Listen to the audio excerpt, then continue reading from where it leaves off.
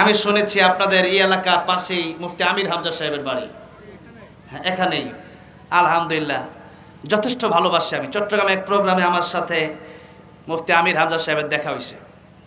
তা আমি একটা ফোন চালাই, তখন বনফুল গ্রুপের মালিক আমাদেরকে দাওয়াত করেছিল যখন মুক্তি পেলের পরপরই। আমি অনেক ভালোবাসি, এতটা ভালোবাসি, তো লাখখানিক টাকা তো আমার একটা ফোন। তো আমার বললো, এটা কেমন ফোন? এই যে এখন একটা ফোন চালাই, এটা হচ্ছে এমন, আমি একটু ডিজিটাল ফোন চালাই আর কি, ভালো লাগে। তো ওই সময় একটা ফোন এইভাবে ভাঙ্গা যায়। তো আমির হামজা সাহেব, এটা কেমন ফোন? মানে আসলে সরল সোজা মানুষ। কয়েকদিন আগে এক কথা বলছে, কোন নায়িকার নাম জানি কি বলছে, তো মানুষ তো পুরো ওয়াজ তো শুনে পরের কথা, ওই এক কথা নিয়ে একবারে শেষ করে দিছে। আমি যতটুকু বুঝলাম, মানে যাদেরকে জেলে রাখা হয়েছিল, আমি নাম বলতে চাচ্ছি না, বেশিরভাগ আলেমদেরকে এমন কিছু ইনজেকশন, এমন কিছু ঔষধ তাদেরকে সেবন করানো হয়েছে, এমন কিছু চাপ তাদেরকে দেওয়া হয়েছে, তাদের মাথায় সমস্যা হয়ে গেছে, মাথায় সমস্যা হয়ে গেছে এখন। এই জন্য আমি বলতেছি না, মানে বিরুদ্ধে বলতেছি না আবার, মানে মানসিক যে একটা টর্চারটা করা হয়েছে। যেমন ইদানিং আমাকে আজকে প্রায় 1.5 মাস ধরে আমি স্টেজে কথা বলতে পারি না, আমি কষ্ট হয়ে যায়। আমাকে জাদু করা হয়েছে, এটা কোরআন শরীফে আছে, মা জিতুম বিসিহর ওয়ালকা সাহারাতু সাজিদিন। জাদু সম্পর্কে কোরআন শরীফে অনেক আয়াত আছে।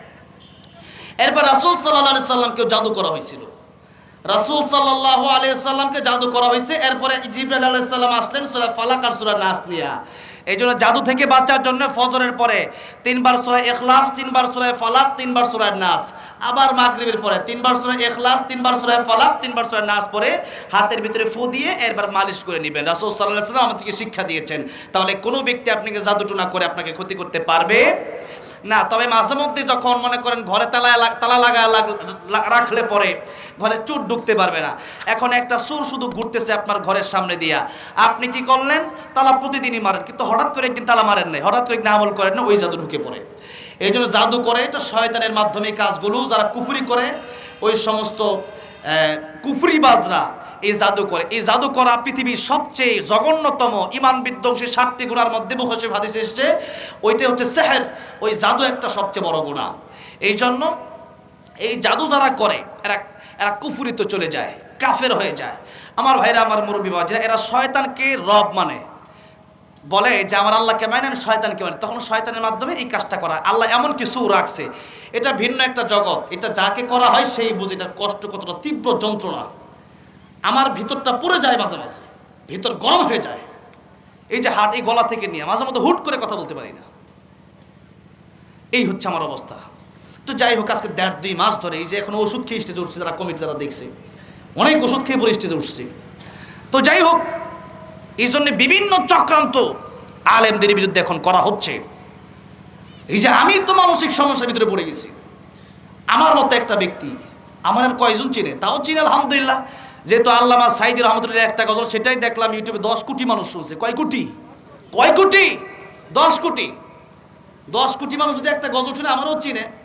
তবে কথা হচ্ছে, আমার চেয়ে আল্লামা মামুনুল হক সাহেব থেকে কম চিনে না। আমার চেয়ে আল্লামা মুফতি আমির হামজা সাহেব, আপনাদের এলাকার আমির হামজা সাহেবকে তো কম চিনে না। তারেক মনোয়ার সাহেবকে তো কম চিনে না। হ্যাঁ, জসিমউদ্দিন রহমান সাহেবকে তো কম চিনে না। রফিক মাদানি তো কম চিনে না। তো এখন তাদেরকে চিনে বেশি।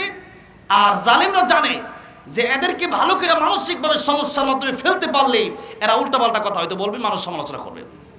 আর আমাদের দেশে সারা জীবন ভালো কাজ করছেন, একটা উল্টাপাল্টা করছেন, ওই একটা নিয়ে আপনারা শুরু করবে, ঠিক না বে ঠিক? এজন্য মাফ করতে শিখেন, ভালোবাসতে শিখেন। একটা ভুল হয়েছে ধরায় দেন, উনি যদি মনে দেখেন যে আরো ভুল করতেছে, বারবার ভুল করতেছে, তখন আপনি বুঝতে পারেন যে না, হয়তো সে গুমরা হয়ে গেছে। কিন্তু একটা ভুল হয়েছে, তো এটা ইমান ধ্বংস হয়ে গেছে, বিষয়টা এরকম না। আর সেই জায়গার ভিতরে লাগছে পিছিয়ে কারা? যারা মুজাহিদ গোষ্ঠী, ফেসবুক মুজাহিদ। ফেসবুকে এত লেখা লেখে, কিন্তু সূরা ফাতিহা শুদ্ধ করে উঠতে পারবে না। আছে না নাই? এসো কোরআনের ছায়া তলে সমবেত হই, এসো আল্লাহ রাসূলের অনুগত হই।